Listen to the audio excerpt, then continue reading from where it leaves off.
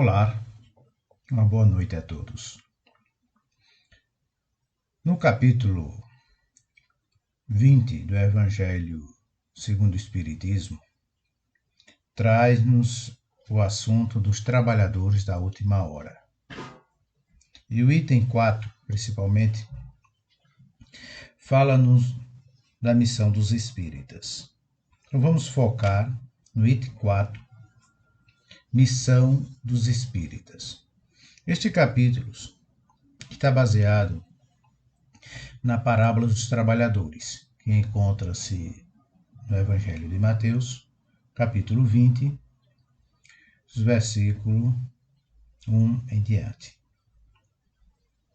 Esta parábola trata que o senhor da vinha, ele foi em busca de trabalhadores para poder trabalhar na vinha. E como era de costume naquela época, em que é apresentada essa figura, essa parábola, os trabalhadores ficavam em determinada praça, local. Então, quem precisava do trabalho, passavam lá e contratavam. Então, ele passou logo cedo, viu quem estava desocupado, levou para trabalhar em sua vinha. E assim ele foi várias horas durante o dia. Até quando faltava poucas horas para terminar o expediente, levou outro grupo. E quando encerrou o trabalho, ele começou a pagar a todos. Mas para a surpresa daqueles que começaram logo cedo, ele pagou aos últimos o mesmo trabalho. Pagou o mesmo valor. E alguns ficaram enciumados. Então ele disse, olha, eu contratei vocês por um determinado valor. Estou pagando. Se eu quero também pagar pelos que chamei por último o mesmo valor, isso é uma questão minha. Esta parábola, quando Jesus apresentou, era para apresentar a questão dos trabalhadores do reino. Uns chegariam depois, outros iniciariam o trabalho mais cedo, mas no final todos iriam concluir a sua jornada e o pagamento seria o mesmo. Na análise da parábola, o codificador, nosso querido Allan Kardec, inclui a mensagem que relaciona com a situação atual dos espíritas, no contexto do processo de conhecimento e prática da religiosidade e da moralidade, na nossa civilização atual. Os espíritas, podemos dizer, foram os que chegaram por último nessa questão de apresentar o evangelho primitivo. Então, sem dúvida, isso tem gerado algum ciúme àquelas organizações religiosas que vieram bem antes. Podemos dizer que o espiritismo ele é bem recente. Só que, para nós espíritas, nós cremos o seguinte, né? Que como somos reencarnacionistas, nós também vivemos naquele tempo. Nós vivemos muitas encarnações. Então, na realidade, tivemos durante todos estes séculos muitas oportunidades de trabalhar com Cristo. E muitos trabalharam. Muitos estiveram ao lado, às vezes estiveram rejeitando. Né?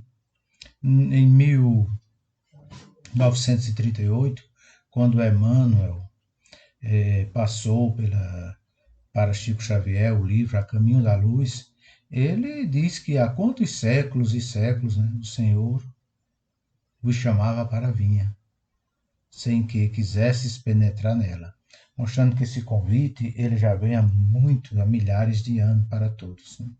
Daí é sem razão, porque Emmanuel comenta no livro A Caminho da Luz, ele aproxima-se o momento em que se efetuará a aferição de todos os valores terrestres para o ressurgimento das energias criadoras de um novo mundo. Esse novo mundo em que ele se refere é o mundo de regeneração, é para o que nós estamos caminhando. Os evangélicos, católicos, de maneira geral, falam no céu, né, na pátria celestial, como se tratasse em outra dimensão. Nós falamos do planeta Terra regenerado, que muitos acreditam como se fosse o céu. Cumpriciam essas palavras, como nos diz, né? Os primeiros serão os últimos e os últimos serão os primeiros no reino dos céus. Então, os parâmetros dos ensinos morais do Cristo embasam o Espiritismo e compete-nos realizar um grande esforço para a internalização e colocação em prática das propostas espíritas de ação, iniciando, evidentemente, começando na seara espírita. Né? Queremos lembrar que o autor desta mensagem, Missão dos Espíritas, no capítulo 20, é o espírito Erasto. Erasto foi discípulo de Paulo, o apóstolo que iniciou a divulgação dos ensinos de Jesus a outros povos, principalmente aos gentios. Ele recebeu o título de apóstolo dos gentios exatamente por isto, porque começou primeiro apresentando a mensagem aos gentios. Então deve o espírita, sempre que houver oportunidade, divulgar a lei. Essa lei principalmente da reencarnação e a lei da evolução dos espíritos, achando que o espírito vai evoluindo através das reencarnações sucessórias, né, que vão acontecendo. E que, de acordo com o bom ou o mau desempenho das tarefas, né, ele vai evoluindo e assim vai suportando as provas, as dificuldades e os sofrimentos. Todavia, nós precisamos compreender que todos nós somos filhos de Deus, todos nós somos queridos de Deus, a caminho da perfeição e da felicidade. Só que uns vão chegar primeiro, outros vão chegar depois, exatamente porque vão rejeitando determinados aspectos dos ensinos do Mestre Jesus em algum momento de sua vida. Mas nós, enquanto estivermos combatendo o orgulho, né, e o egoísmo, certamente vamos nos aproximando da mensagem divina e assim migrando para planos mais altos. Vamos agora praticamente ao que fala-nos no Evangelho segundo o Espiritismo da missão dos espíritas. Então começa aqui o espírito Erasto. Não escutais já o ruído da tempestade que há de arrebentar o velho mundo? Esse velho mundo é exatamente o estágio em que nós vivemos, do mundo de provas e expiações. Está perto, né? Já estamos no processo da mudança para um mundo de regeneração. Para os evangélicos, geraram como se fosse subindo para o reino celestial, né? Essa terra sendo dizimada. Mas nós acreditamos na regeneração. E ele diz, e abismar do nada o conjunto das iniquidades terrenas. Bendizei o Senhor, vós que haveis posto a vossa fé na sua soberana justiça, e que novos apóstolos da crença revelada pelas proféticas vozes superiores. Né?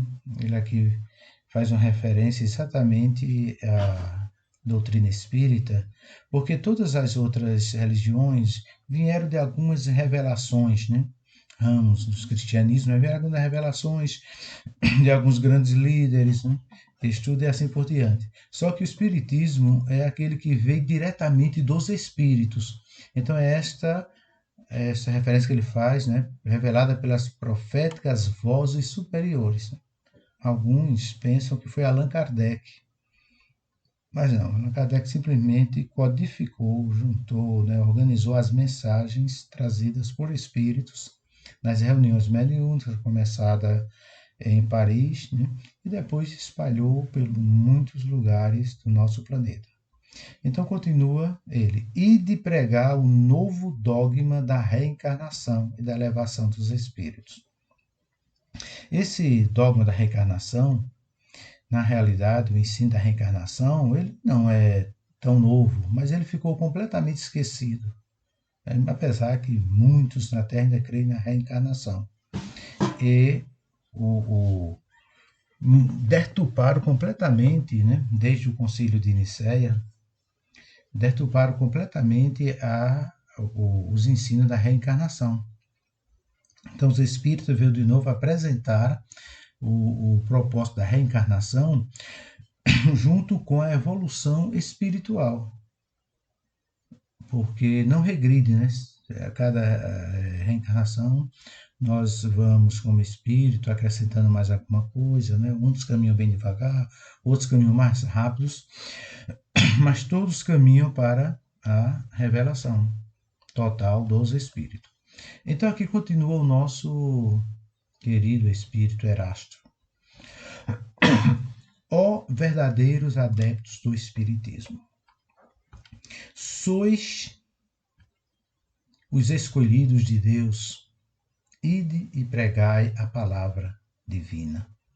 É chegada a hora em que deveis sacrificar a sua propagação, os vossos hábitos, os vossos trabalhos, as vossas ocupações fúteis, ide e pregai. Convosco estão os espíritos elevados. Certamente falareis a criaturas que não quererão escutar a voz de Deus, porque essa voz as exorte incessantemente à abnegação. Então, ele aqui nos apresenta os desafios que seria apresentar essas palavras. Mas o primeiro desafio não seria com a rejeição dos outros, né? Esse primeiro desafio seria conosco mesmo, começarmos a sacrificar a propagação dos nossos próprios hábitos, os maus hábitos, né? Aquela crença materialistas só em cima do trabalho, as ocupações fúteis para fazermos algo de importante e pregar para o benefício de toda a humanidade. Isso é, convosco estão os espíritos elevados, que cada um de nós temos os nossos mentores que nos acompanham. Então, a missão dos espíritas, primeiro plano aqui, é nos melhorarmos a nós mesmos, cada um pessoalmente. É o trabalho que se chama da reforma íntima. E a partir do momento que vamos nos melhorando, vamos influenciando vamos influenciando outros, né? E assim vai tornando o mundo melhor. É como se fosse uma corrente do bem. E dentro desses ensinos, qual seria a principal mensagem a ser apresentada? Quando ele apresenta aqui qual seria o principal objetivo dessa pregação, é porque, de maneira geral, muitas igrejas cristãs pregam já aspectos muito importantes da doutrina do Cristo, né? Então, para não estar repetindo as mesmas coisas, né, ele diz o seguinte: pregareis o desinteresse aos ávaros. Quer dizer, vamos pegar principalmente essa questão do a informação contra o materialismo. Quando apresenta essas questões de deixar as coisas, né? Não quer dizer que vamos abandonar tudo. Nós precisamos sim trabalhar, construir alguns bens para termos uma vida confortável, mas sabendo que isto não é o que está em primeiro lugar em nossa vida, né? Como disse Jesus, buscar em primeiro lugar o reino de Deus, a sua justiça. As outras coisas virão por acréscimo, né? Porque todas as coisas materiais, essas ficam, né? Nós só podemos levar aquilo que nós não podemos nem ver, nem pegar, que são coisas espirituais. Mas aquilo que a gente pode ver e pegar, a gente não conduz na evolução espiritual. Então seria isso: desinteresse dos afros, a abstinência aos dissolutos, né? As pessoas que de alguma maneira têm vidas muito desregadas, né? Então é como se apresentássemos uma certa temperança, uma certa serenidade nos atos, né? Então é o desinteresse das coisas materiais, que não entra em primeiro lugar, e ao mesmo tempo uma vida mais equilibrada, mais regada. A mansidão aos tiranos domésticos. Veja, isto quando apresentou o Espírito Erasto, né, que é uma questão muito comum hoje é a questão dos tiranos domésticos, porque muitos são bons fora do lar, né? São bons colegas de trabalho, são bons membros de igreja ou de entidades em que vivem, mas dentro de casa, né, são verdadeiros tiranos. Então são esses também que devem ser alcançados por essa mensagem.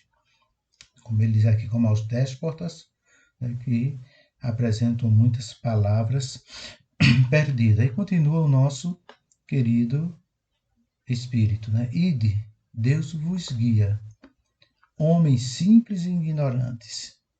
Vossas línguas se soltarão e falareis como nenhum morador fala. Então, ide e pregai.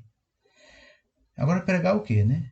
Que as populações atentas recolherão ditosas as vossas palavras de consolação, fraternidade, esperança e paz. Então, esse deve ser as principais, a principal missão do Espírita, é exatamente apresentar a mensagem do reino, né? Apresentar a mensagem do Cristo redivivo. Diz Emmanuel, né, que a maior caridade que podemos fazer a favor do Espiritismo é apresentar e divulgar a sua mensagem, como eu estou fazendo aqui agora nesse momento, como vocês fazem, né? Então é divulgar a mensagem, não é forçar a conversão de ninguém, não é isso que é apresentado, mas é pregar de uma forma prática, né? E atenta, que vão, né, levar a palavra de consolação, de fraternidade, de esperança e de paz. E o Espiritismo trabalha justamente muito dentro desse aspecto, né? Através do conforto que vem dos atendimentos espirituais, dos passes, fraternidade, através dos trabalhos sociais, né? Que todo centro espírita costuma fazer, já é uma marca do Espiritismo, né? Como também conciliar a esperança e a paz que só a mensagem confortadora da reencarnação pode apresentar, mostrando que nada se perde, né? Que nenhuma vida se extingue, né? Agora mesmo, nesse momento difícil que nós passamos, muitas pessoas desencarnando, mas para nós ninguém morre, né? Simplesmente está mudando uma roupa, está partindo para um plano espiritual, assim como Jesus ensinou. Então, isso é muito confortador, é muito consolador nós sabermos que os nossos laços fraternais, e amizade e familiares continuam, porque a morte não existe, é apenas uma passagem. Então, essa é a mensagem que nós devemos apresentar, é a missão dos espíritas. Em todos os pontos do globo, vão produzir-se as subvenções morais e filosóficas, principalmente nesses últimos dias, com muitas ideologias disso, ideologia daquilo. Então ele continua, o querido Espírito Erasto, né? Aproxima-se a hora em que a luz divina se espargirá sobre os dois mundos. Que dois mundos são estes, né? O mundo encarnado e o mundo desencarnado. Então esse intercâmbio que existe entre o mundo dos encarnados e dos desencarnados é exatamente a missão dos espíritas de divulgar, apresentar. E isso é feito hoje de uma maneira fenomenal através das redes sociais, das casas espíritas que estão em toda parte, né? Hoje já são muito acessados os canais de palestras espíritas, de estudos espíritas, e tudo isso faz com que essa luz que apresenta este encontro entre os dois mundos, a comunicação entre os dois mundos, isso está como a missão dos espíritas. É por esse motivo que somos singular nesta apresentação desses ensinos de Jesus. Continua o nosso querido Espírito. Ide e agradecer a Deus a gloriosa tarefa que ele vos confiou. Mas, atenção, entre os chamados para o Espiritismo, muitos se transviarão. Reparai, pois, vosso caminho e segui a verdade. Aqui nos apresenta mais ou menos aquilo que encontra-se na parábola, né? Das sementes, né? Que umas são jogadas numa parte, mas no solo não é profundo, ela logo murcha, outra é jogada na beira da estrada, vem as aves e come, pouca parte cai no solo fértil. Então é isso, muitos mesmo que chegam e até se animam para divulgar essa mensagem, vivendo a mensagem, porque não só divulgar a mensagem, não é como eu que estou falando, apresentando um estudo, um pequeno estudo, mas quando você faz um trabalho do bem, quando você distribui uma sopa a alguém que precisa, quando você está ajudando dentro de uma comunidade espírita, mesmo que seja abrindo centro, ou fechando, limpando, recebendo quem chega, tudo isso é um trabalho importante de divulgação. Mas muitos assim desistem, né? Muitos desistem. Então aqui ele faz a pergunta, né? Se entre os chamados para o Espiritismo muitos se transviaram, quais os sinais pelos quais reconheceremos os que se acham no bom caminho? Em outras palavras, quais os sinais que você pode identificar dos verdadeiros espíritas, se estão cumprindo a sua missão, a missão dos espíritas?